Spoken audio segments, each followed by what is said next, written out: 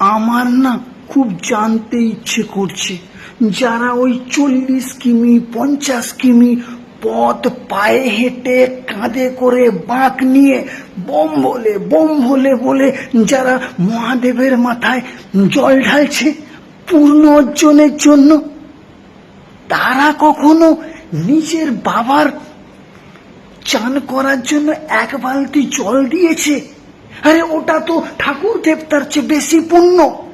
তাদের বলছি, তোমরা বাবার মাথায় জল দাও, পুণ্য অর্জন করো, কিন্তু নিজের বাবা চান করার জন্য 1 বালতি জল দাও, ওটা তার চেয়ে বেশি পুণ্য।